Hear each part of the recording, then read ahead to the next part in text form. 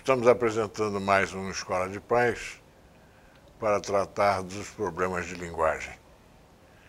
E falar com a barriga não é um costume dos pais e mães, embora devesse ser.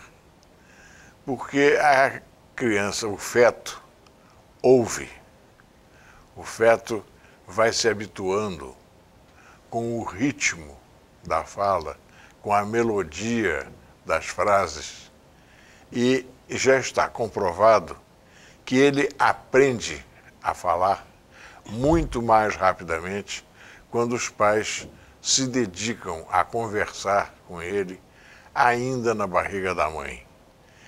E depois que nasce, obviamente, é que os pais devem dar mais atenção ainda à fala, não falando tati-bitati, não usando linguagem infantil e falando normalmente com a criança para que ela vá se acostumando com o ritmo da língua e com o valor das palavras.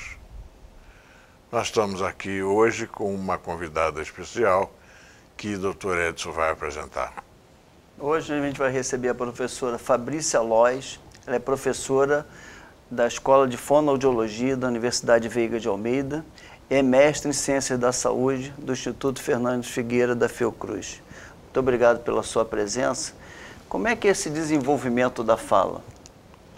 Bom, na verdade, a criança, assim que ela nasce, várias pesquisas têm demonstrado que ela precisa de um aparato neurobiológico, ou seja, ela nasce com uma capacidade para adquirir fala, mas precisa do meio também para adquirir essa fala. Então, é muito importante que os pais estimulem essa criança, conversem com essa criança para que ela consiga adquirir. Se ela não tiver esse modelo dos pais, ela vai ter uma grande dificuldade nesse desenvolvimento.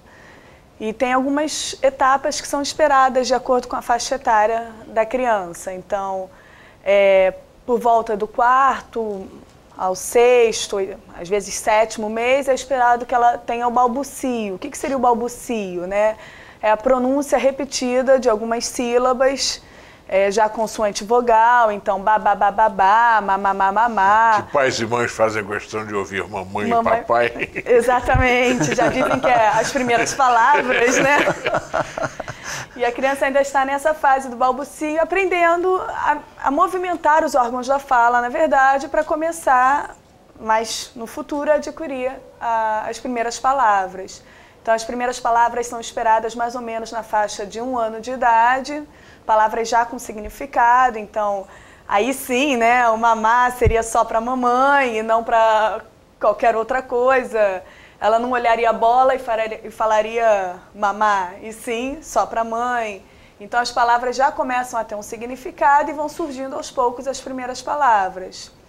Na fase mais ou menos de 2 anos de idade, a gente já espera as primeiras frases, que seriam a junção de 2 palavras. Então, são frases muito simples ainda, muito rudimentares, mas a criança já conseguiria juntar 2 palavras para formar uma frase, como, por exemplo, que é bola, ou mamãe dodói. Neném que faz. Neném que faz é terrível. Então, ela começa as primeiras frases e aí, daí para frente é um boom no vocabulário, né? Ela começa a desenvolver bastante o vocabulário dela e cada vez falar mais e melhor. Por isso mesmo é que os pais e as mães não devem falar tati-bitati e não devem usar linguagem infantil, porque a criança fala também por imitação dos pais. Se ela ouve tati-bitati, vai falar tati-bitati. Se ela ouve linguagem infantil, dificilmente vai falar normalmente, vai falar de modo inteligível para os adultos. Com certeza, a criança precisa do modelo e o modelo tem que ser dado corretamente, né? A gente vê até na clínica que muitos pais acham bonitinho o falar errado, mas está sendo prejudicial para o seu filho. Tem que falar da maneira correta para ele ter um modelo correto. Um rei louco queria saber que língua a criança falaria se não ouvisse pai, mãe ou adulto qualquer falando perto dela. Isolou um grupo de crianças recém-nascidas com ordens absolutas para que ninguém falasse perto delas. Morreram todas. Por quê, professora? Muito possivelmente porque ela não tinha essa interação que é tão importante. Então, a imitação para a criança é muito importante. Ela imita muito, não só na fala, mas até no comportamento, o que os pais ou o que os responsáveis, os cuidadores estão fazendo. Então, se ela não tem isso, desde pequeno mesmo, o bebê, é muito complicado. Ele não sente segurança em ninguém, ele fica amedrontado e possivelmente levando até a morte, né? Porque ninguém interage com ele, então ele não sente confiança em ninguém. Isso pode causar. A linguagem é, de fato, um instrumento de segurança para a criança. Quanto mais ela fala, mais segura ela se sente. Com certeza. A questão dela poder conseguir, né, na verdade, não poder, mas ela conseguir se comunicar, faz toda a diferença para a criança, porque a gente tem crianças que têm os distúrbios da fala e que têm grande dificuldade para se comunicar, e aí elas sofrem muito com isso. E aí, o que precisa estar íntegro para ajudar? Lógico, essa questão do estímulo, ele é fundamental, Fundamental. Né? Sem dúvida que se não tiver estímulo, né, até, como o Lobo falou, essa situação de até chegar à morte por falta de afetividade, entre outras questões aí, a criança fala para se comunicar. Mas o que precisa estar íntegro para que ela possa desenvolver essa fala, em termos da anatomia, das então, questões assim, neuronais, o que precisa? O cérebro, né, sem lesão, sem nenhum tipo de lesão cerebral, isso é muito importante, porque existem áreas no cérebro responsáveis pela fala e pela compreensão, então isso poderia estar afetando a linguagem da criança. E claro, a audição é muito importante, a gente acha que não, mas a visão faz toda a diferença também para adquirir essa fala. Porque nos primeiros momentos, como é que a criança adquire os fonemas corretamente? Ela olha como é que a boca do adulto está fazendo e ela tenta imitar. Então, uma criança que não tem a visão e não tem audição, provavelmente vai ter uma grande dificuldade em adquirir a fala. Não que não vá conseguir, porque hoje não existe mais, caiu por terra a questão de surdo-mudo, né? Não é isso. É que com uma deficiência auditiva, ela vai precisar de uma ajuda, uma terapia para conseguir adquirir essa fala. Quais são os principais distúrbios da fala? Quando a gente fala em distúrbios da fala na infância, nós temos, o mais comum na clínica seria o que antigamente era chamado de dislalia, e muita gente ainda conhece por esse termo, que hoje em dia é conhecido como distúrbio fonológico ou desvio fonológico, que é quando a criança apresenta trocas na fala. É aquela criança que parece o Cebolinha, falando, né? Que troca R por L e outros também. Ela pode trocar vários fonemas. E às vezes aparece até muito tarde, porque na verdade a criança deveria estar falando. Quase todos os fonemas devem ser adquiridos até o terceiro ano de vida. Até 3 anos e 6 meses, é o esperado. Só ficando o R e o L pendentes, principalmente encontro consonantal, PR, BR, PL, FL. E aí, isso a gente espera até os 5 anos, no máximo 5 anos e 6 meses. Todas as pesquisas têm demonstrado que até os 5 anos e 6 meses a criança tem que falar tudo corretamente. E a gente vê na nossa prática que não é o que acontece. Então, as crianças às vezes chegam no nosso consultório com 5 anos de idade e fazendo trocas que já nem são mais esperadas para a faixa etária dela. É o mais comum que a gente vê, seria o distúrbio fonológico, mas existem outros. Existe a gagueira, que nós chamamos de disfluência. Tem que ter muito cuidado também, porque a gagueira, quando a criança está mais ou menos na faixa etária entre 3, 4 anos, que tem muito vocabulário, mas ainda não consegue organizar direito os órgãos da fala para falar adequadamente as palavras, ela começa a gaguejar. Porque ela tem muito vocabulário e é mais rápido do que o movimento, né, articulatório dela. Seria uma gagueira fisiológica. É a gagueira fisiológica, exatamente, que é chamada. E o que acontece é que os pais já começam, é gago, a rotular, né? É gago, não gagueja, para, respira. E, na verdade, é uma gagueira que vai passar com o tempo, né? A gente dá um prazo de 6 meses para ela passar. Mas, se ela não passar, já se torna uma gagueira do desenvolvimento que precisa de tratamento. Mas não se deve falar assim para a criança e nem atropelar a fala da criança. Ela tem o seu tempo para falar, deve se esperar um pouco. Além da gagueira e do distúrbio fonológico, existe o atraso simples de linguagem, que também é comum, que são aquelas crianças que demoram muito a falar. Então, crianças, às vezes, de 3, 4 anos de idade que falam só palavras soltas. Eu falei aqui no início que as primeiras palavras soltas é com 1 ano. Então, se a criança já tem 3 ou 4, ela já está com um atraso de linguagem. Isso geralmente acontece ou por superproteção, que é muito comum, né? Então, pai e mãe que superprotege demais a criança e acaba até falando pela criança muitas vezes, né? Às vezes chega no consultório e você pergunta: oi, qual é seu nome? Para a criança. Aí a mãe responde: Fabrícia, quantos anos você tem? Aí a mãe responde: 3. Assim, é uma superproteção excessiva em cima da criança e ela acaba não sentindo necessidade de falar. Ou tem a superproteção e também tem o caso da criança não ter muito estímulo, não receber muito estímulo do pai, da mãe, não ter muita conversa em casa.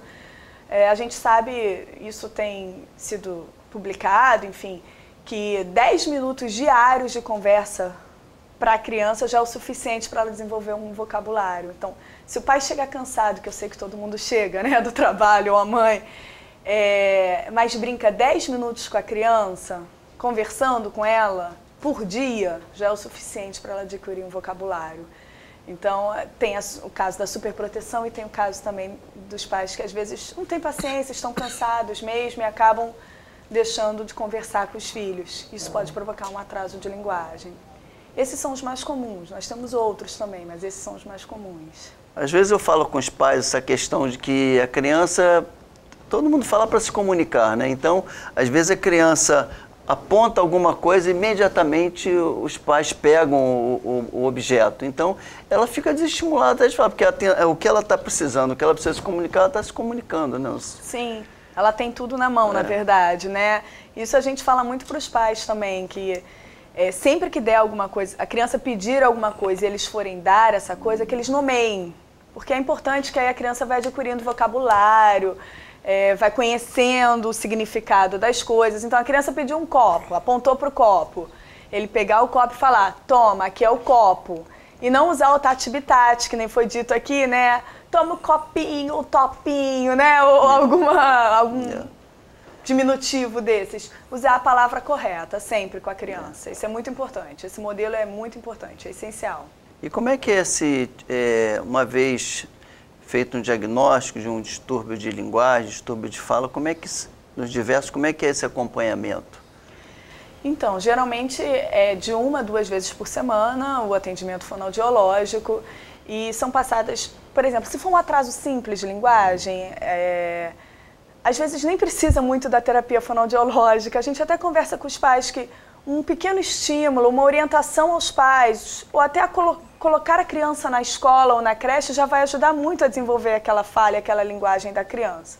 Se são os casos mais de trocas na fala ou da gagueira, aí sim a gente precisa dar um estímulo adequado fonoaudiológico. Então, geralmente é um atendimento de 1 a 2 vezes por semana, onde a gente faz os exercícios no consultório, em média de 40 a 50 minutos de atividades com a criança.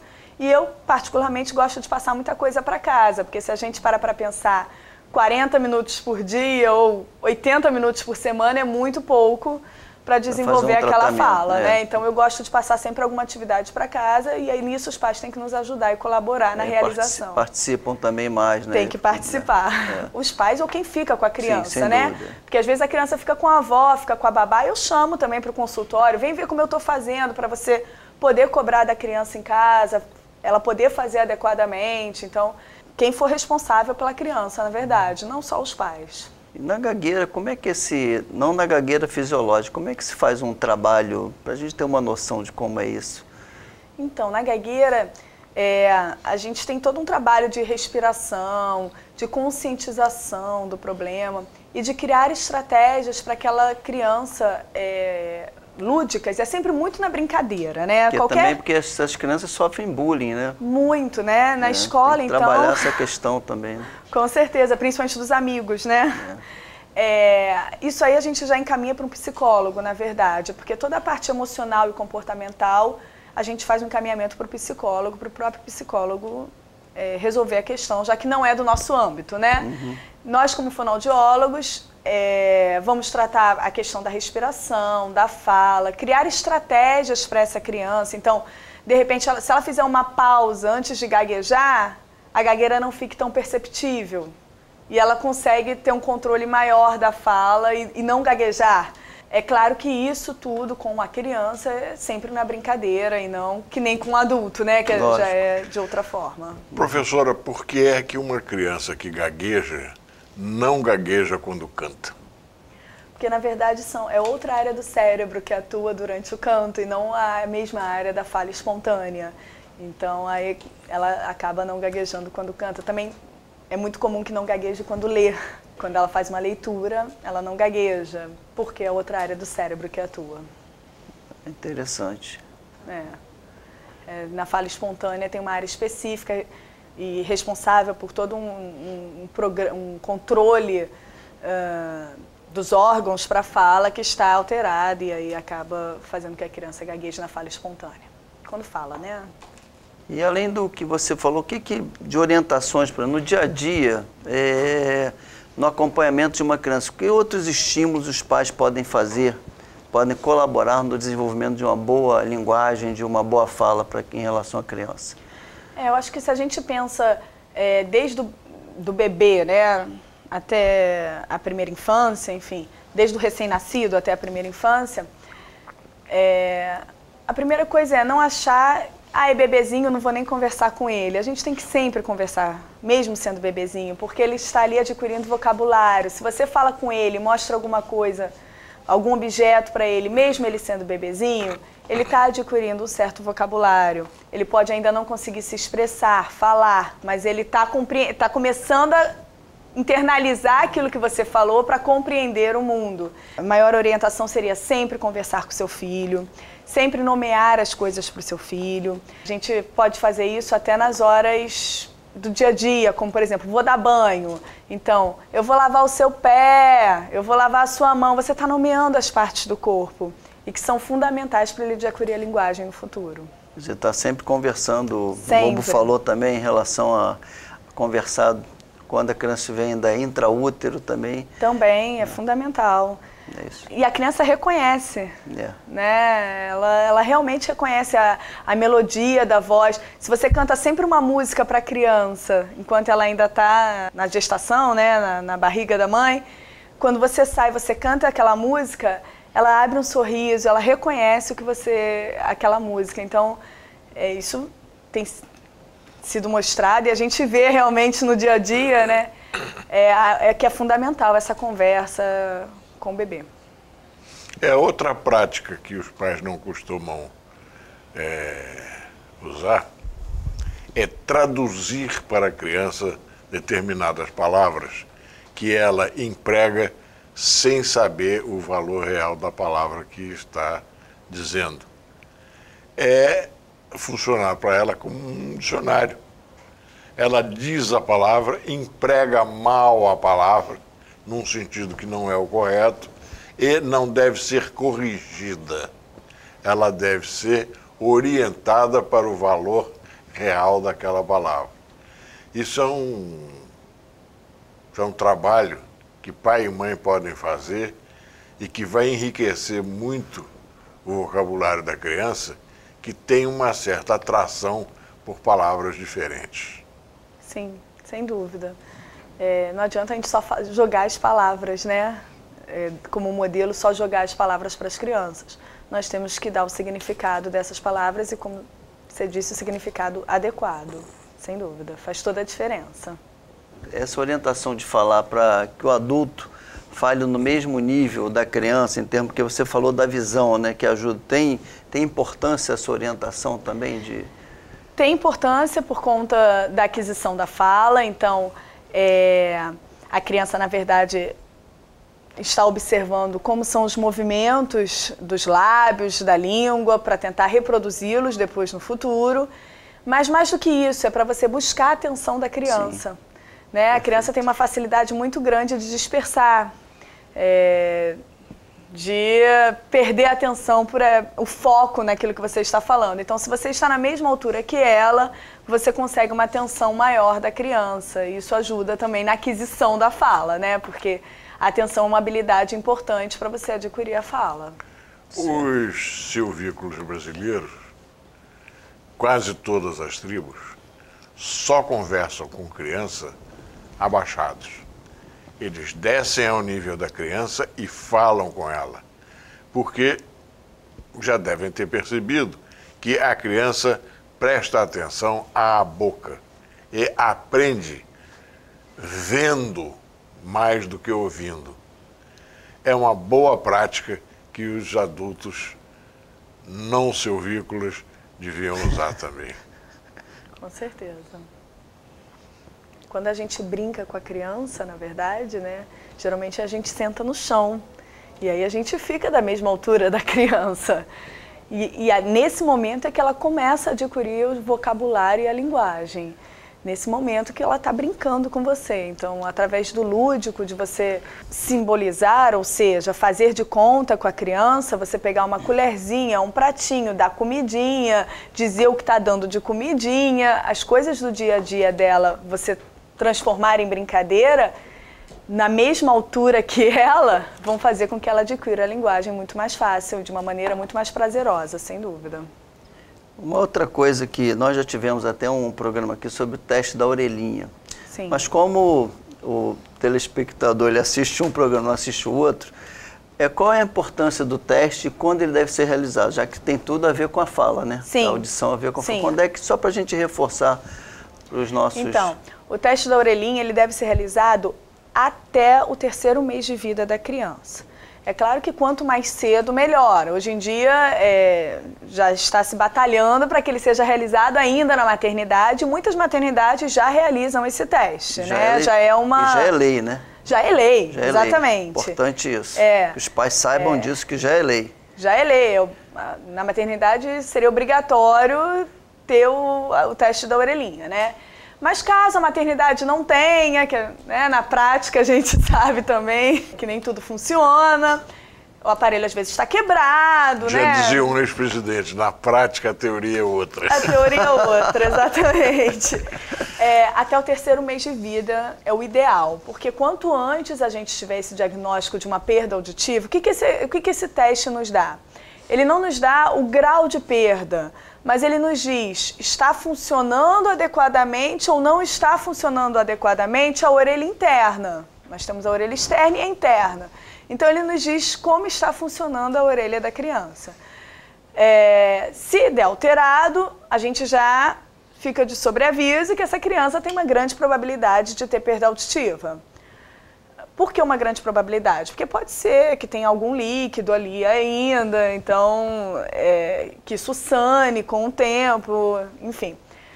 A gente pede sempre que dá alterado, tem que fazer um reteste dali a 1 mês, tá? Se der alterado de novo, a gente já sabe que no futuro vai ter uma perda, mas se esse diagnóstico for precoce, antes do 3º mês de vida, a gente consegue um tratamento adequado. Hoje em dia existe um implante coclear, existe terapia de fonoaudiólogo para isso. Então, acho que a criança consegue ter uma boa qualidade de vida e ser oralizada, que muitos pais querem isso, né? Que seu filho seja oralizado. Então, isso é possível ser feito. Vamos fazer um breve intervalo e já voltamos. Voltamos com Escola de Pais, perguntando à professora se ficou faltando alguma coisa importante a dizer para os espectadores. Não, na verdade eu só gostaria de reforçar a importância do pai e da mãe estimularem os seus filhos com carinho, com atenção, dedicando aquele momento ao filho, né? E não pensando em outras coisas, e sim dedicando aquele momento à criança, que só assim ela vai adquirir uma boa linguagem. Nós queremos agradecer a presença da doutora Fabrícia aqui no programa e voltaremos em outra oportunidade. Muito obrigado.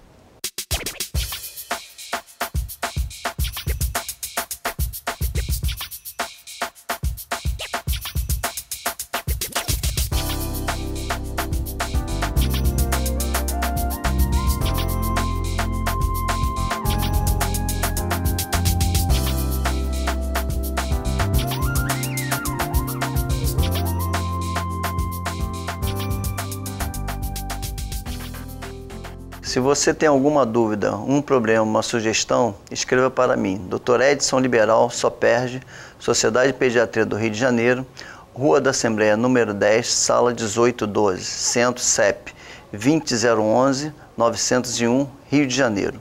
Ou no e-mail secretaria@soperj.org.br.